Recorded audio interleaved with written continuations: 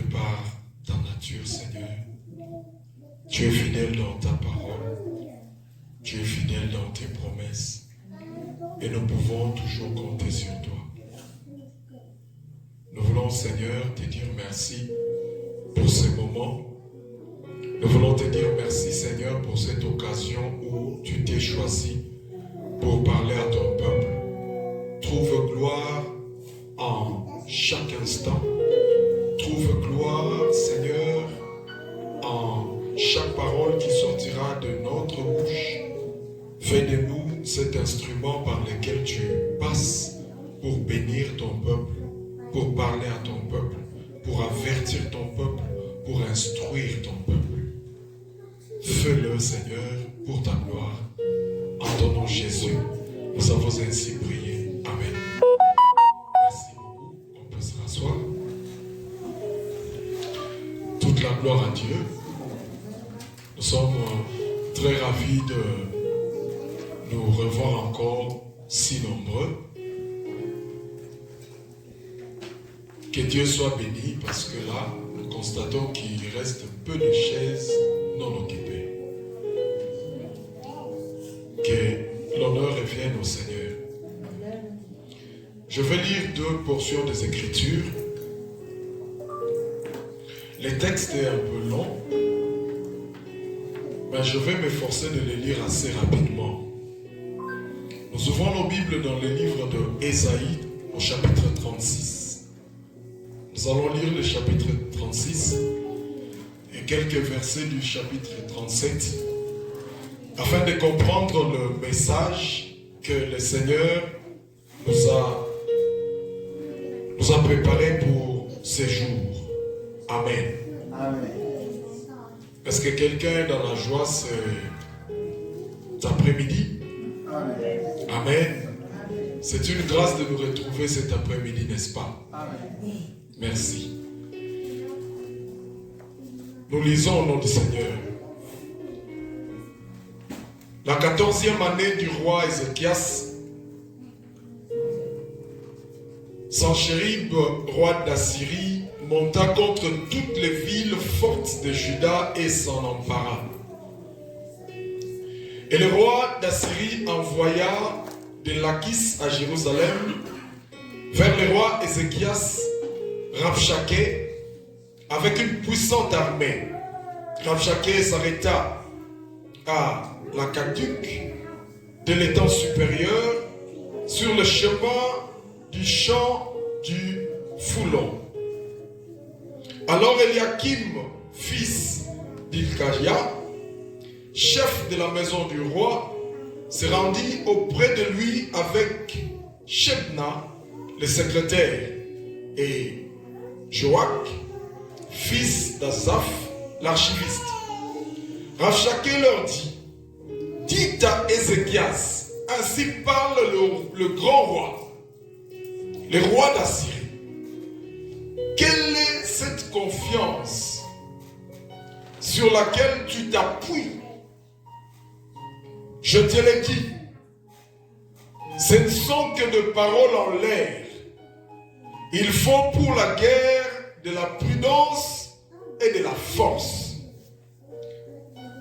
À qui donc as-tu placé ta confiance pour être révolté contre moi? Voici, tu l'as placé dans l'Égypte. Tu as pris pour soutien ces roseaux cassés qui pénètrent et percent la main de quiconque s'appuie dessus. Tel est Pharaon, roi d'Égypte, pour tous ceux qui se confient en lui. Peut-être, me diras-tu, c'est en l'Éternel, notre Dieu, que nous nous confions. Mais n'est-ce pas lui dont Ézéchias a fait disparaître les hauts lieux et les autels, en disant à Juda et à Jérusalem, vous vous êtes prosternés devant cet autel. Maintenant, fais une convention avec mon maître, le roi d'Assyrie. Je te donnerai 2000 chevaux si tu peux fournir de cavaliers pour les monter. Comment repousserais-tu un seul chef d'entre les moindres serviteurs de mon maître. Calmez les enfants, s'il vous plaît. Tu mets ta confiance dans l'Égypte pour les chars et pour les cavaliers. D'ailleurs, est-ce que sans la volonté de l'Éternel, que j'ai monté contre ces pays pour les détruire? L'Éternel m'a dit, monte contre ce pays et détruis-le. Eliakim, Shebna et Joach dirent à Rabshakeh, parle à tes serviteurs et en araméen, car nous les comprenons. Et ne nous parle pas en langue judaïque aux oreilles du peuple qui est sur la muraille. Rabshakeh répondit, est-ce que à ton maître et à toi, que mon maître m'a envoyé dire ces paroles, n'est-ce pas à ces hommes assis sur la muraille pour manger leurs excréments et pour boire leurs urines avec vous? Plus loin, nous pouvons lire ainsi, 14, ainsi parle le roi, qu'Ézéchias ne vous abuse point, car il ne pourra pas vous délivrer. Qu'Ézéchias ne vous amène point à vous confier en l'Éternel, en disant, l'Éternel nous délivrera, cette ville ne sera pas livrée entre les mains du roi d'Assyrie. N'écoutez point Ézéchias, car ainsi parle le roi d'Assyrie. Faites la paix avec moi, rendez-vous à moi, et chacun de vous mangera sur sa vigne et son figuier, et chacun boira de l'eau de la citerne. Qu'Ézéchias ne vous séduise point, en disant l'Éternel nous délivrera. Les dieux des nations ont-ils délivré son pays de la main du roi d'Assyrie? Où sont les dieux d'Amat et d'Arpad? Où sont les dieux de Sépharvaïm? Ont-ils délivré Samarie de ma main? C'est un roi arrogant qui parlait. Il a tellement gagné des batailles contre plusieurs nations, contre plusieurs peuples. Et ces rois-là séparaient les enfants. Et ces rois-là étaient capables maintenant de parler à Ézéchias, le roi d'Israël, pour dire à Ézéchias, de la même manière que personne, aucun roi, aucun Dieu n'était capable de délivrer, de leur délivrer de même toi, ni toi le roi Ézéchias, ni votre Dieu que vous appelez éternel ne vous délivrera de ma main. Parce qu'il se sentait très fort, parce qu'il se sentait suffisant. Pour lui, personne ne pouvait les délivrer de sa main. Et il a présenté, comme on dira, un CV, un curriculum vitae, pour dire, voilà ce que j'ai déjà fait. Voici les victoires que j'ai eues contre d'autres peuples, contre leur Dieu, même votre Dieu. Qu'Ézéchias ne vous trompe point. Qu'Ézéchias ne vous dise pas que notre Dieu nous délivrera. Non. Personne ne sera capable de vous délivrer de ma main, moi, le Dieu, le roi d'Assyrie. Et si nous lisons dans Ésaïe 37, la Bible dit, lorsque Ézéchias eut entendu cela, il déchira ses vêtements, se couvrit d'un sac et alla dans la maison de l'Éternel. Lorsqu'il entendit cela, la Bible dit, il déchira ses vêtements, il se couvrit d'un sac et alla dans la maison de l'Éternel. Nous allons dans le verset 14. Ézéchias prit la lettre, parce que le roi d'Assyrie avait pris le soin de donner une lettre, afin de le remettre à Ézéchias pour lui dire exactement ce que je suis capable de te donner comme forfait. Je suis capable de te détruire. Voici ce que je suis capable de faire contre toi. Cette lettre-là, qui était, comme on dirait, un arrêt de mort pour Israël et pour son roi Ézéchias. Et quelle était l'attitude d'Ézéchias? Première attitude, c'est que la Bible dit, lorsqu'il eut entendu ces choses, il a eu peur. S'il a déchiré ses vêtements, s'il s'est couvert de sacs, c'est parce qu'il a eu peur. La seule personne d'entre nous qui nous dira que dans son parcours chrétien, il n'a jamais rencontré une situation qui l'a fait peur, bravo. Bravo à vous. Vous êtes braves. Parce que peut-être vous vous estimez fort. Mais nous autres qui n'avons que Dieu, il arrive des moments où nous nous sentons insuffisants. Il arrive des moments où on se sent dépouillé de toute force. Et nous nous disons que notre seul secours, c'est Dieu. Et c'est cette attitude-là. Bien-aimés dans le Seigneur, nous étions en route assez rapide pour un cas de prière hier. Les bien-aimés m'ont vu en train de téléphoner avec insistance à un ami qui est au Congo. Malheureusement, l'ami ne prenait pas le téléphone. J'ai même dit à Michel qui conduisait, j'ai dit, je ne sais pas qu'est-ce qui se passe, pourquoi il ne prend pas le téléphone? Et moi-même, je ne savais pas pourquoi je l'appelais avec une telle insistance. Mais j'avais, je ne sais pas, par réflexe, je sentais que je devais parler avec lui.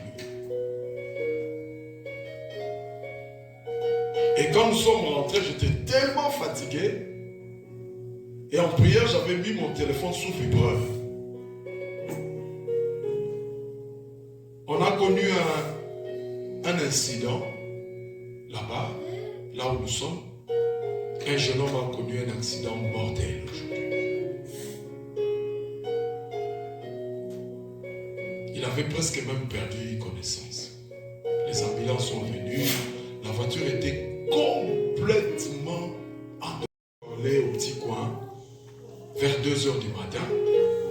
C'est alors que j'ai vu les appels en absence de cadet et le voice d'un autre frère qui me dira que il y a tel qui a connu un accident, on l'a acheminé à l'hôpital. J'ai dit oh là là.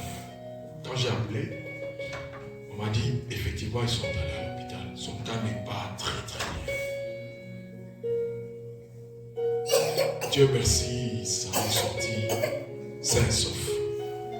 Mais la voiture était complètement irrécupérable même.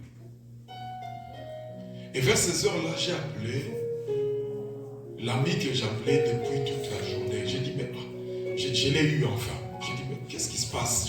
Est-ce que tu as fait le nombre d'appels en absence que tu es? Et en dormant là, la nuit, j'ai rêvé de lui.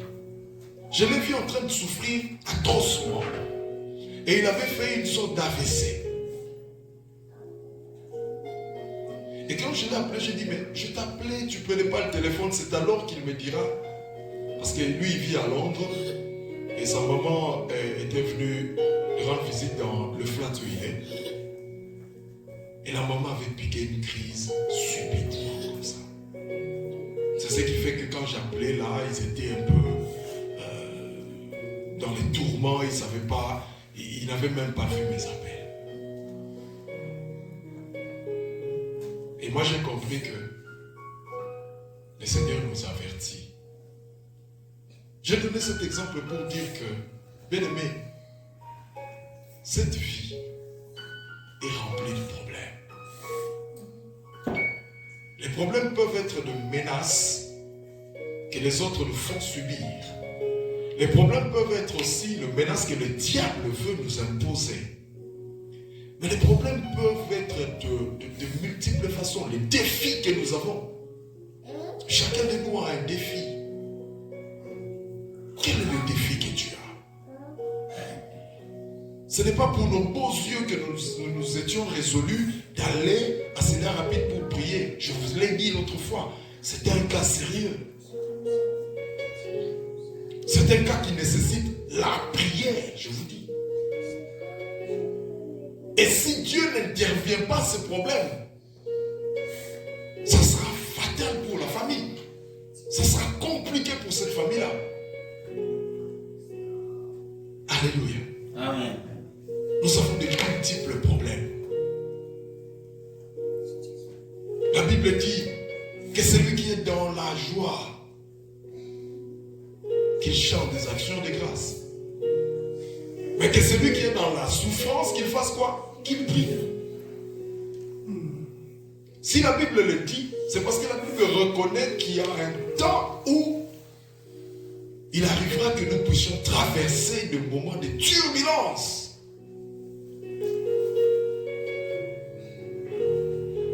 Et c'est le cas qu'Ézéchias avait connu. Un moment de turbulence. Les moments de turbulence peuvent saisir ton foyer. Les moments de turbulence peuvent saisir la santé d'un enfant, comme ce fut mon cas. Les moments de turbulence peuvent saisir tes projets. Tu as focalisé toute ton attention sur un projet, tu as mis de l'argent, tu as fait tout ce que tu pouvais faire, mais en fin de compte, tu sens de la destruction. C'est un moment de turbulence. Et quand on entend, quand on vit ces choses, ça nous effraie. Mais quelle est la meilleure attitude à prendre? C'est l'attitude qu'avait pris le roi Ézéchias. La Bible dit dans sa frayeur, il est allé consulter l'Éternel. Il n'est pas allé seul, il est allé avec la lettre qu'on lui avait envoyée. J'aimerais que quelqu'un, dans le moment de souffrance, va avec la lettre du problème que tu as. Amène la lettre du problème que tu as auprès de Dieu. Parce que la réponse à cette lettre-là, tu ne l'auras pas par toi-même. Parce que la personne qui est en face de toi est plus forte. Quand le roi d'Assyrie parlait, il parlait avec assurance. Quand le roi d'Assyrie donnait ces affirmations-là, ce n'était pas du bluff, ce n'était pas de mensonge, c'était de la pure vérité. Il disait, j'ai battu tel peuple. Partout où je suis passé, je les ai battus à plate couture. Partout où je suis passé.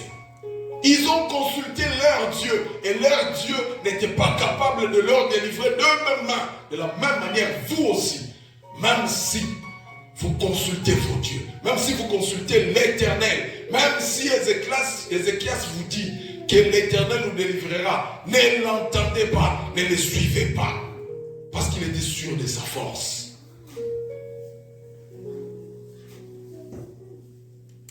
Il y a une vague qui souffle dans ta vie. Tu connais le problème qui souffle dans ta vie.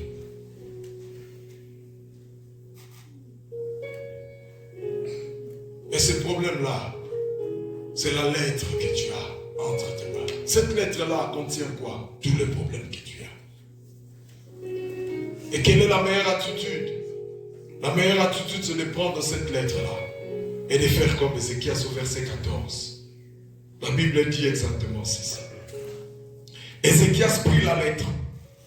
Écoutez, c'est ce qui va constituer notre prière, bien-aimé dans le Seigneur. Les données mobiles étant désactivées, vous devrez d'abord activer le Wi-Fi et vous connecter à un réseau. Waouh, c'est ça vos téléphones intelligents ici.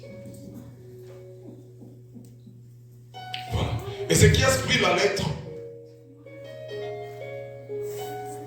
Ézéchias prit la lettre de la main du messager et la lut.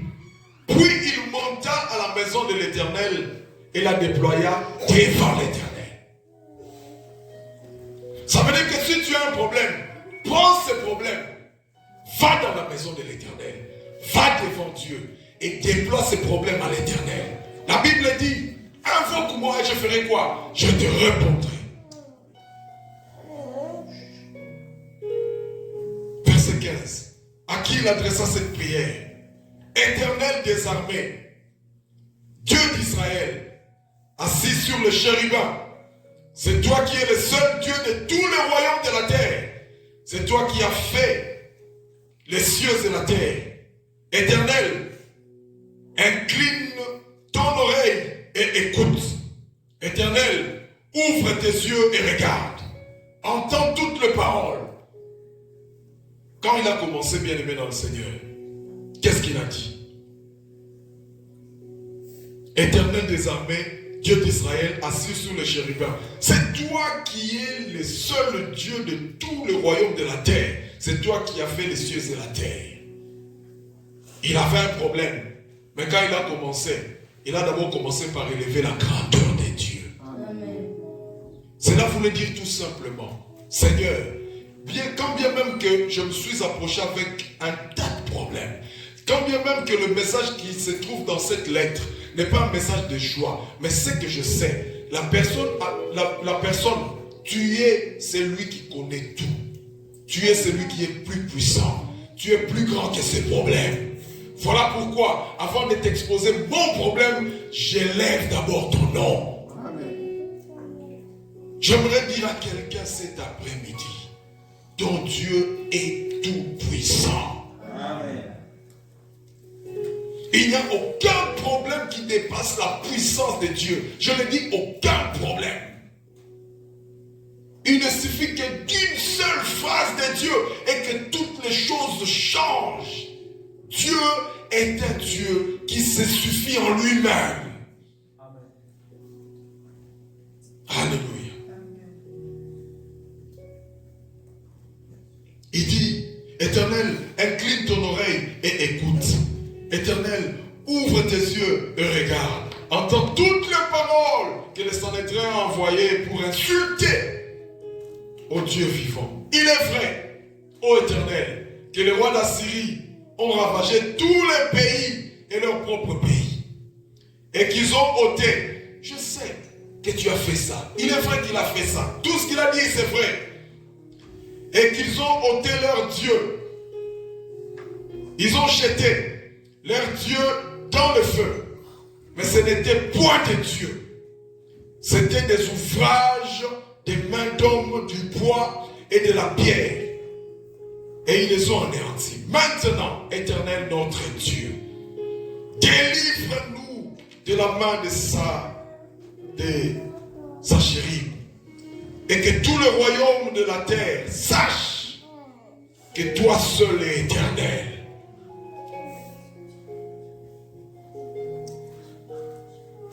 Alors Esaïe, fils d'Amon, envoya dire à Ézéchias, ainsi parle l'Éternel, le Dieu d'Israël. J'ai entendu la prière que tu m'as adressée au sujet de Sanchérib, roi d'Assyrie. Je vais dire à quelqu'un cet après-midi, la prière que tu vas faire tout de suite là, tout après, juste après ce moment, le Seigneur l'entendra. Amen. Parce que Dieu entend les prières. Amen. J'ai entendu. Voici la parole de l'Éternel à prononcer contre lui. Elle te méprise. Elle se moque de toi. La Vierge, fille de Sion, elle hoche la tête après toi, la fille de Jérusalem. Qui as-tu insulté ou outragé? Contre qui as-tu élevé la voix? Tu as porté tes yeux en haut lieu du Saint d'Israël. Et bien aimé, nous connaissons la suite. Le Seigneur a complètement détruit les rois d'Assyrie. Pourquoi? Parce que Ézéchias avait d'abord réalisé qu'il avait un problème. J'aimerais que quelqu'un fasse un examen de conscience.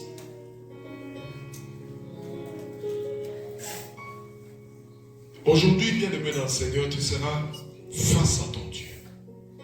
Je vais terminer dans 5 minutes parce qu'on doit prendre du temps de prier. Tu seras devant ton Dieu. Et j'aimerais que la prière que tu vas faire aujourd'hui soit remplie d'abord de foi.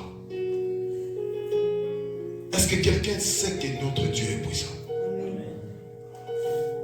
La Bible dit, il faut que ceux qui s'approchent de Dieu commencent d'abord par croire que Dieu existe et qu'il est le rémunérateur de ceux qui les cherchent. La Bible dit, au jour de la détresse, ils m'ont invoqué, je les ai répondu. L'Éternel te répondra. Amen. Qu'est-ce qui constitue la détresse de ta vie aujourd'hui?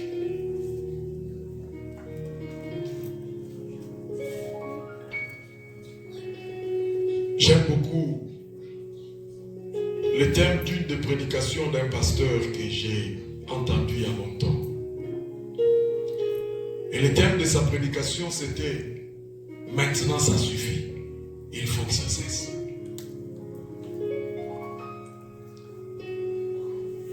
Et ce thème n'est que l'expression d'un ras-le-bol, de quelqu'un qui a tellement subi et qui a dit « Maintenant ça suffit, il faut que ça cesse ». Et j'aimerais que quelqu'un se lève cet après-midi pour dire « Maintenant, ce problème, ça suffit. Il faut que ça cesse. » Bien-aimé dans le Seigneur, si toi tu ne t'élèves pas pour ce problème restera intact et indemne. Alléluia. Je n'ai même pas utilisé un seul bout de papier. Je ne sais même pas pourquoi j'ai pris ça. C'était juste pour dire que je devais être assez bref. Parce que le Seigneur avait mis dans mon cœur la prière.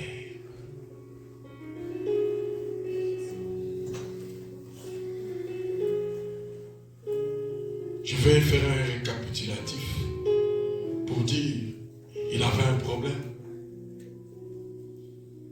Et la première attitude, c'est que il a pris la lettre qui contenait ce problème-là, qui expliquait le problème. Il est allé avec cette lettre-là auprès de l'Éternel. Et quand il s'est présenté devant l'Éternel, il n'a pas d'abord commencé par présenter le problème. Il a d'abord commencé par élever l'Éternel. C'est après avoir élevé l'Éternel, c'est alors qu'il a commencé maintenant par présenter le problème. Est-ce que quelqu'un a compris ce message? Je sais que le Seigneur est là, présentement en ces lieux. Tout ce que je te demande, c'est d'être concentré. Ne regarde ni à gauche ni à droite, tu es devant ton Dieu. Prends la position qui te convient.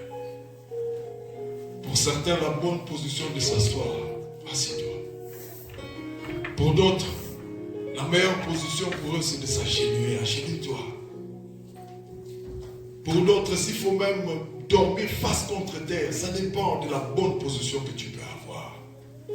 Pour certains, s'il faut rester debout, ça dépend de la position que tu peux avoir. Mais j'aimerais que tu prennes une position où tu seras à l'aise devant le Seigneur. S'il faut même que tu t'éloignes de quelqu'un, la place, il y a même devant, partout, soit quelque part où tu seras seul devant ton Dieu.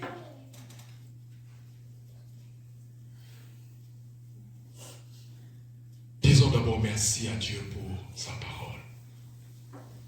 La parole qu'il nous a envoyée cet après-midi. Élevons nos voix et disons merci à Dieu. Alléluia. Nous voulons te dire merci, Seigneur. Nous voulons te dire merci, les dieux d'Israël. Nous voulons te dire merci, les dieux capables. Les dieux tout-puissants. Les dieux qui nous ont parlé. Les dieux qui connaissent nos défis. Les dieux qui connaissent nos problèmes. Merci, Seigneur, de nous avoir parlé. Merci de nous avoir parlé, Seigneur. Alléluia. Oh, alléluia, Jésus.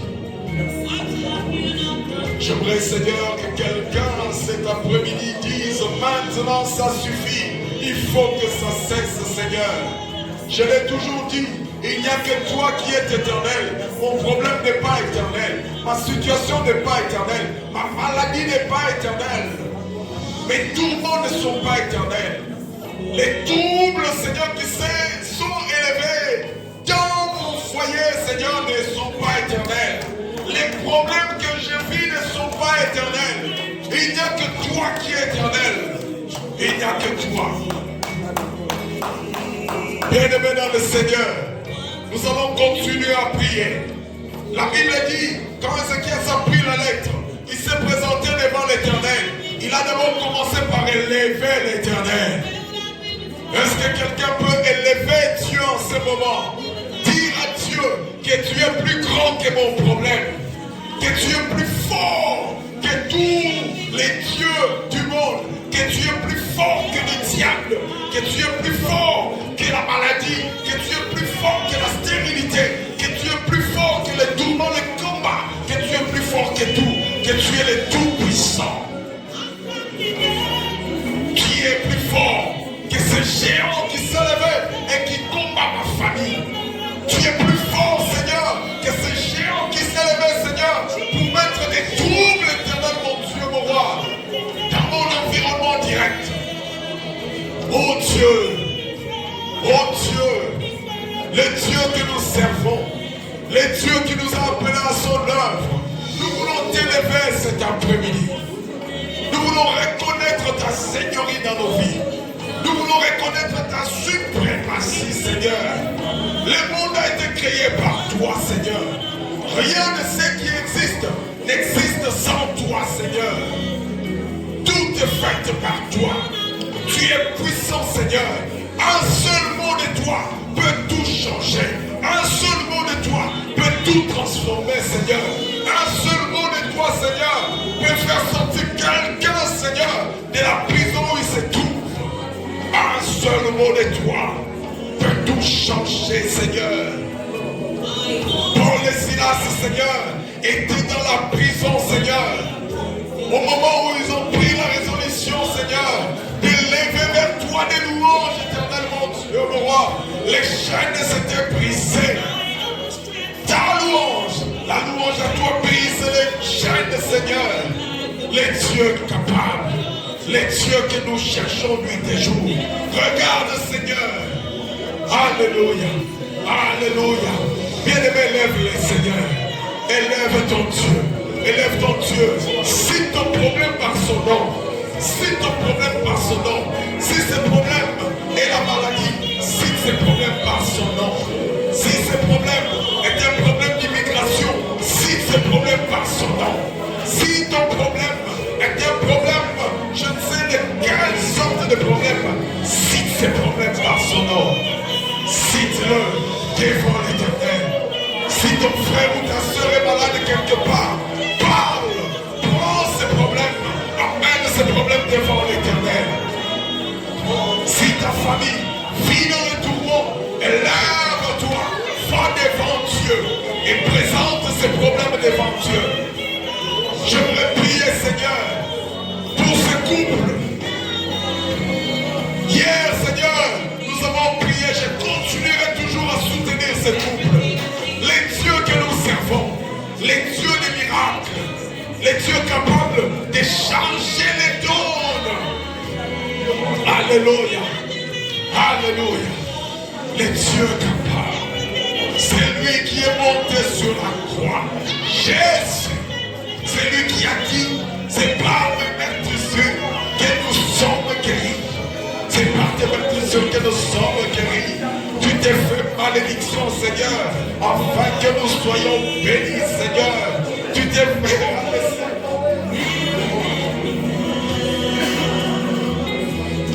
Tu t'es fait rabaisser, Seigneur, afin que, Seigneur, par cette humiliation, nous recouvrons, Seigneur, la faveur, la grâce et la valeur devant le monde, Seigneur. Nous n'échouerons pas. Nous n'échouerons pas, Seigneur.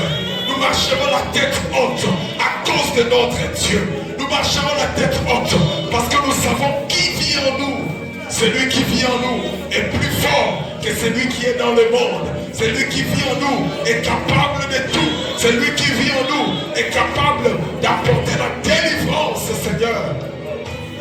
De la même manière, tu as apporté la délivrance d'Israël devant le roi d'Assyrie. Tu es capable d'apporter la délivrance délivrance dans nos familles. Tu es capable d'apporter la délivrance. La délivrance. Ta main, Seigneur. Alléluia. Est-ce que quelqu'un va commencer maintenant? Prends ta lettre. Prends la lettre de problème que tu as. Bayakitangu. Natika kengu kenanga kule le frère Michel.